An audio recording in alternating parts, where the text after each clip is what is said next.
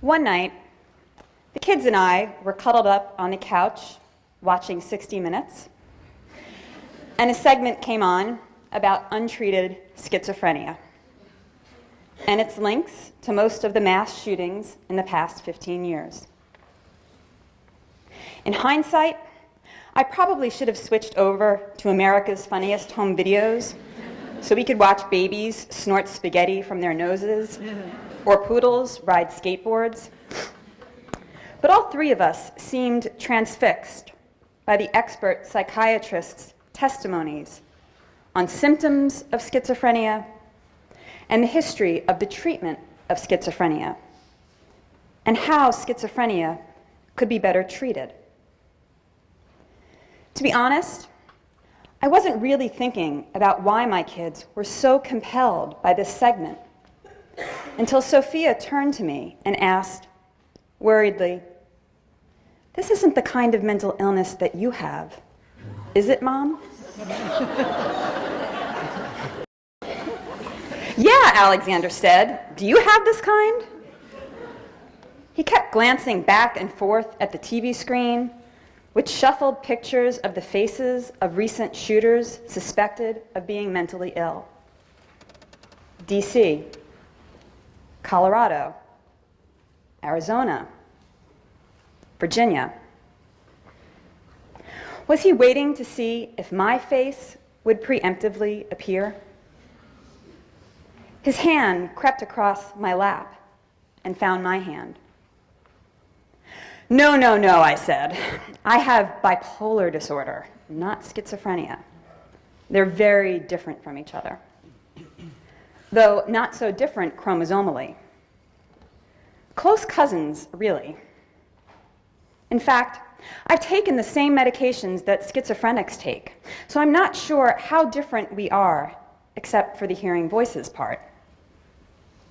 Because in the horrific depths of depression and at the heights of mania, I've had what some might consider psychotic episodes.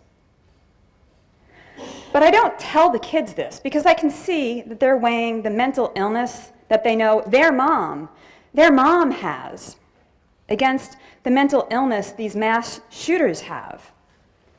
And they want me to be as far and away different from them as possible.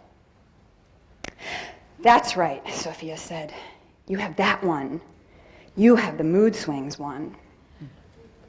She inched closer to me on the couch, as if that would close the gap between what might be threatening about what was still unknown in my mental illness and what was known in her mom. She had visited me in the hospital when I was spent from mania and depression and sat with me in the bland communal visitors' room, watching for my smile to return. She had sent me a drawing of an immense green dragon with its wings spread in fierce determination. At the dragon's clawed feet, she wrote, "Mama, come home." "Because," Sophia continued, "your mood swings can be really bad. Sometimes you just get really angry at us for no reason." Alexander threw both his hands in the air. "Yeah, you do. Like sometimes we'll be sitting on the bed and you'll just start yelling at us and we won't be doing anything but sitting on the bed."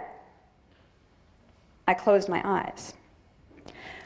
I might not hear the voices of schizophrenia, but I hear the voices of punishment and of self-loathing.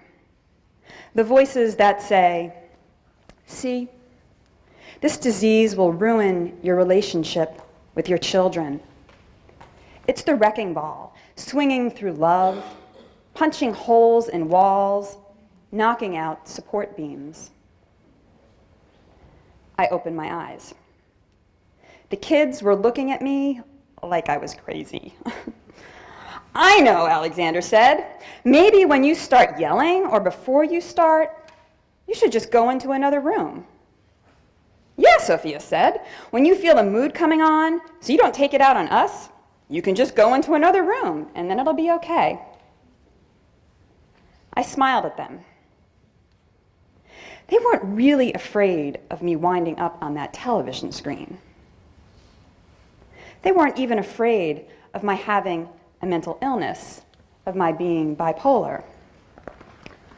All they wanted was a tool to help me to contain it, so they could help me help myself, so they could feel powerful instead of powerless. I have an idea, I said. Sometimes it's hard for me to always know when a mood is happening. I'm not always able to spot it right away. But you guys are the experts.